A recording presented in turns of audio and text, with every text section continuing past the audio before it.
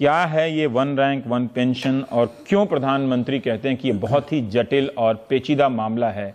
कई विभाग इससे जुड़े हुए हैं। आप सब जानते हैं कि OROP2 का जो मुद्दा है वो बहुत ही ज़्यादा फैला हुआ है। उसके लिए हर कोई फौजी या रिटायर्ड फौजी है वो OROP2 की मांग कर रहा है, लेकिन सुप्रीम कोर्ट बंद हो चुके थे, इसीलिए इस मुद्दे पर कोई भी विचार नहीं हो पाया। लेकिन आप सब एक बात तो जानते होंगे कि आज सुप्रीम कोर्ट है वो खुल चुके हैं और इस मुद्दे को लेकर चर्चा भी बहुत ही बढ़ गई है कि OROP2 पर कोई फैसला कब मिलेगा, आखिरकार यह सरकार कब तक बचती रहेगी। कभी ना कभी तो इस मुद्दे को हवा मिलेगी और इन्हें फैसला देना ही होगा। नमस्कार दोस्तों, आप सभी का हार्दिक स्वागत है आपके अपने यूट्यूब चैनल पर। तो दोस्तों, आप सभी का ज़्यादा समय न लेते हुए रुख करते हैं आज की इस ताज़ा खबर की तरफ। आपसे रिक्वेस्ट है कि आप इस वीडियो के अंत तक ज़रूर बने रहें, क्योंकि यह वीडियो आपके लिए बेहद ही महत्वपूर्ण साबित होने वाली है। देखिए कैसे रवीश कुमार यानी कि एक पत्रकार एक रिटायर्ड फौजी से OROP2 मुद्दे पर बात करते हैं और जो रिटायर्ड फौजी है वो कैसे मोदी सरकार को कहता है कि यह बचती रहेगी, लेकिन कब तक OROP2 मुद्दे पर फैसला नहीं सुनाएगी। कभी ना कभी तो इस पर विचार करना ही होगा और जब सभी सैनिक या रिटायर्ड सैनिक इकट्ठे हो जाएंगे तो मोदी सरकार भी कुछ नहीं कर पाएगी। उन्हें OROP2 का जो रिवीजन है वो देना ही होगा और टेबल रिवाइज जो है वो करनी ही होगी। तो दोस्तों, आपको क्या लगता है कि OROP2 मुद्दे पर कोई फैसला सुना पाएगी सरकार? देखने के लिए इस वीडियो पर के अंत तक जरूर बने रहें। देखिए एक बार यह वीडियो। तो 93% जो ये 85% की फिगर है ये पूरी सही नहीं है। 93% हमारे जवान और कई JCOs 35 से 37 वर्ष की आयु में रिटायर कर दिए जाते हैं, क्योंकि सेना में अनिवार्य है कि हम एक यूथफुल प्रोफाइल रखें। अगर हमको सियाचिन का पहाड़ चढ़ना है, हिमालय में लड़ना है, तो हम बेचारे जो हमारे बूढ़े हो जाते हैं मेरे जैसे, उनको नहीं रख सकते ज्यादा देर।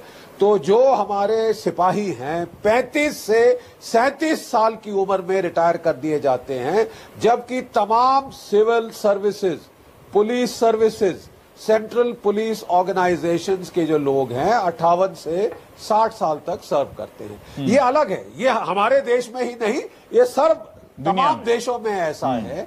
इसीलिए मिलिट्री पेंशन के मामले और जो सिविल मिलिट्री का जो मामला है वो मिलाया नहीं जाता था। ठीक है, बिल्कुल अलग थलग दो चीजें हैं। आप एक क्लर्क जो कि दिल्ली में बैठा है उसको सियाचिन में चढ़े हुए एक जवान के साथ कंपेयर नहीं कर सकते। प्लीज इसको करना बहुत गलत है। नहीं कर रहे हैं। नंबर 2 चीज, 1973 में आप जानते हैं कि जो हमारी पे कमीशन होती थी 1973 तक अलग होती थी, सिविलियंस के साथ नहीं जोड़ी जाती थी। नंबर 2, हमारे अफसरों को रिटायर होने पर 50% लास्ट पे ड्रॉन मिलता था।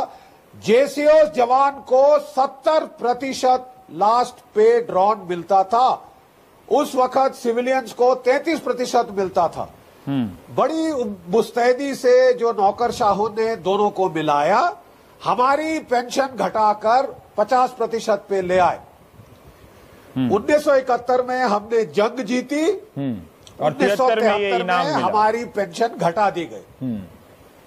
समझ गया। ये देखिए अपने आप में एक अजूबा है कि हम लड़ाई जीत के दे रहे हैं आपको, इतनी कुर्बानियां दी, इतने लोग मारे गए, हाथ पैर टांग गए, और ऊपर से हमारी वो कर दी। देखिए प्लीज समझिए, नहीं रवीश एक मिनट में मैं प्लीज समझिए कि अगर 35 या 37 साल की उम्र पे एक जवान घर आता है, उसके बच्चों की पढ़ाई शादी सब उसके आगे है, कैसे वो करेगा?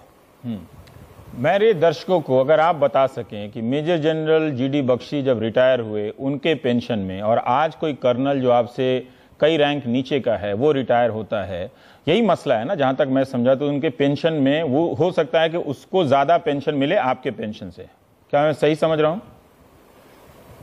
बिल्कुल सही समझ रहे हैं आप। देखिए एक जवान जो कि 2006 के पहले रिटायर हुआ है और जो उसके बाद रिटायर हुआ है, 83% फर्क है। मेजर की पेंशन में 56% फर्क है, और इस तरह ये हर रैंकों पे ये चल रहा है। तो नेचुरली देखिए वो एक तो उसकी किल्लत कम है क्या, जो 2006 के पहले रिटायर हुआ उसकी किल्लत कम है। यही हम समझाने की कोशिश कर रहे हैं कि सबसे ज्यादा बुरा असर इसका सेना पे पड़ता है। आप जाने अनजाने क्या सेना आप ये को बता एक सकते ये हैं, संकेत दे एक रहे सेकेंड हैं कि आप बेवकूफ हैं कि आपने आके देश के लिए कुर्बानियां करी। नहीं, मेजर आप जाके जनरल, खाओ मारो, हमारे पास पैसा नहीं है। मेजर जनरल, मैं रात के वक्त आपको बहुत उत्साहित नहीं करना चाहता, पर मैं एक सवाल पूछ रहा हूं। जैसे आपने कहा कि 2006 के पहले जो आप रिटायर हुए तो आपका पेंशन कम है, आज जो रिटायर होगा आपसे ज्यादा है।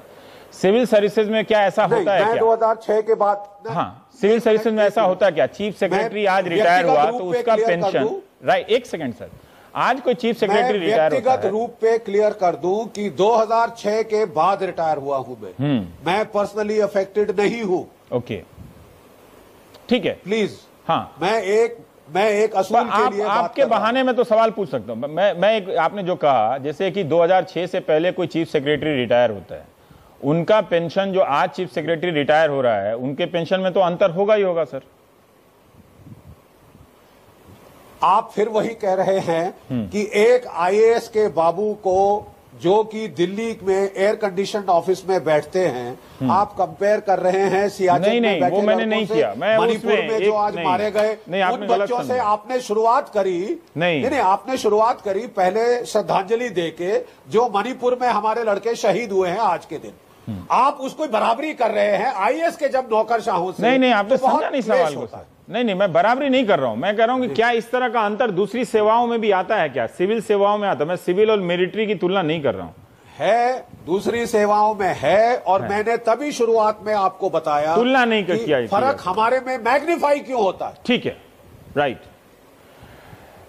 क्योंकि हम 37 साल की उम्र पे आ रहे हैं, ज्यादातर हमारे लड़के 93%। आप 60 साल तक नौकरी करेंगे। मेरी तो कोई पेंशन भी नहीं है, पता भी नहीं है सर कब तक नौकरी करूंगा, इसलिए मैं तो इस लड़ाई से बाहर हूं और मेरा योगदान निश्चित रूप से आपसे तुलना नहीं की जा सकती है। रवि, सामान्य योगदान है हमारा, लेकिन आपको आगे लड़ने वालों को सहयोग देना चाहिए। हाँ, नहीं, मैं बिल्कुल आपके साथ हूं।